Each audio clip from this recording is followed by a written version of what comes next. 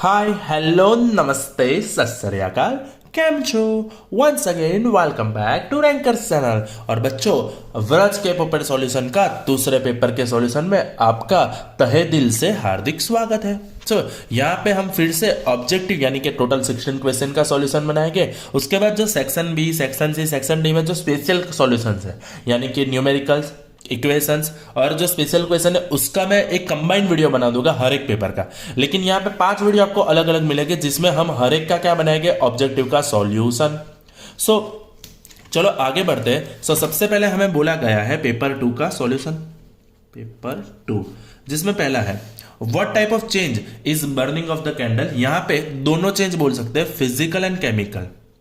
Physical change कैसा होता है, वो सॉलिड से लिक्विड में कन्वर्ट होता है, ठीक है। और जब लिक्विड को मेल्ट करेंगे वापस, अरे सॉरी, जो सॉलिड है उसको मेल्ट करेंगे तो वापस वो लिक्विड फॉर्म में वैक्स बन जाएगा। तो फिजिकल चेंज एज वेल वो केमिकल चेंज भी करता है। C+O2 गिव CO2 बर्न हुआ ना, तो यहाँ पे फिजिकल केमिकल चेंज बोथ आ जाएगा। Give any 2 uses of diluted HCl। Diluted HCl किस में होता है, स्टोमक में होता है। तो सबसे पहले वो क्या करता है, स्टोमक में एसिडिक मीडियम बनाता है। सबसे पहले वो क्या करेगा, स्टोमक में एसिडिक मीडियम बनाएगा। So dilute HCl makes acidic medium in stomach. Another one, it kills bacteria और any foreign material.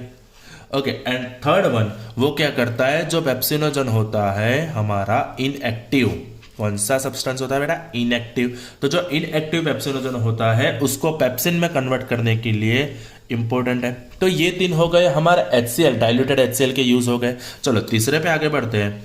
State the spherical lens formula. Okay, lens का formula 1/v - 1/u is equal to 1/f।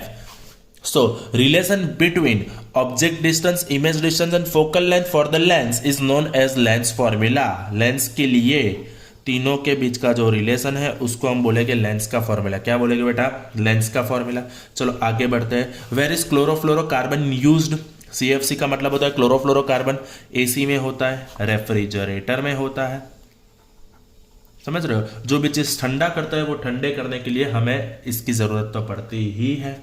चलो 5वीं पे आगे बढ़ते हैं। Blank is formed when plaster of Paris mix with water, it is gypsum. क्या बनता है बेटा, gypsum. It is CaSO4 × 2H2O। चलो 6 number, testing produces blank hormone. Testis क्या बनाएगा, टेस्टेस्टेरॉन। क्या बनाएगा, टेस्टेस्टेरॉन। इजी है, टेस्टिस्टेरॉन। ओके, 7वीं पे बढ़ते हैं। The focal length of the one mirror is 20 centimetre. फिर से वही वाला आ गया, 20 centimetre focal length. That centre of curvature. Okay, तो सेंटर ऑफ कर्वेचर कितने पे होगा, 2F R। Centre of curvature यानी रेडियस ऑफ कर्वेचर। तो सेंटर ऑफ कर्वेचर का जो डिस्टेंस होता है उसको बोलते हैं रेडियस ऑफ कर्वेचर। जैसे कि हमें यहाँ पे बोला गया है, ये हमारा पोल है, ये फोकल है और ये C है, सेंटर ऑफ कर्वेचर। ये हमें 20 बोला गया है, तो ये होता है 40। कितना होगा, 40। सो R होगा 40 सेंटीमीटर, मतलब वो 40 सेंटीमीटर अवे होगा, 40 सेंटीमीटर अवे। ओके, चलो 8वीं पे आगे बढ़ते हैं। द फार पॉइंट, यहाँ पे 4 नहीं है, फार है। ओके, प्रिंटिंग मिस्टेक है। The far point of the person having normal vision is infinite. कितना होता है, इनफाइनाइट। फार पॉइंट क्या होता है समझ लो, हम दूर से दूर कितना देख सकते हैं। अभी मैं छत पे गया और मैंने दूर देखा तो मुझे चंदा मामा दिखे। अब चंदा मामा से दूर मुझे कुछ दिखना ही नहीं है, तो चंदा मामा का डिस्टेंस तो काफ़ी बड़ा है, तो हम इतना तो ज़्यादा देख सकते हैं। तो समझ लो कि हम इनफाइनाइट तक देख सकते हैं, ठीक है। अब ये मत बोलना कि हमें स्वर्गलोक में देखना है, वहाँ पर्सनली विजिट करनी पड़ती है। चलो आगे बढ़ते हैं। So silver and copper are the good conductor of heat. Yes, सही बात है भाई, silver and conductor are good conductor of heat. लेकिन सिल्वर थोड़ा महंगा होता है, आपको पता है। तो जैसे ही वायर में सिल्वर डालेंगे दूसरे दिन सब वायर गायब, सब लोग वायर लेके छू मंतर। सेंटर ऑफ वॉमिटिंग, हिकअप, एक्सेशन, मेड्यूला। हाँ जी, मेड्यूला तो होता है जो इनवॉल्यूंटरी एक्शन को मैनेज करता है। 11 नंबर, चलो 11 नंबर में बोला गया stars are twinkle due to dispersion of light. गलत बात है, वो डिस्पर्जन के लिए नहीं ट्विंकल होता है, वो रिफ्रैक्शन के लिए होता है भैया। Electric charge can be measured by ammeter. Ammeter तो करंट मेजर करता है, चार्ज कहाँ कोई मेजर कर पाता है। जैसे हमने करंट मेजर कर दिया, फिर Q/T यानी Q = IT से हम चार्ज मेजर कर पाते हैं।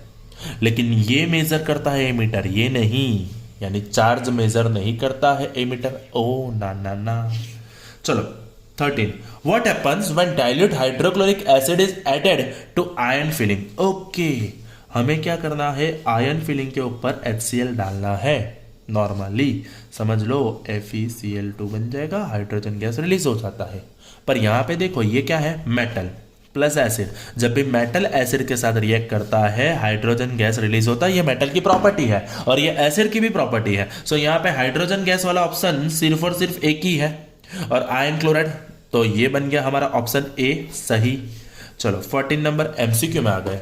अब देखो हमें बोला गया है an element react with oxygen to give compound of high melting point, यानी जो यहाँ पे ऑप्शन है उसका मेल्टिंग पॉइंट हाई है। This compound is soluble in water, और वाटर में भी सॉल्युबल है।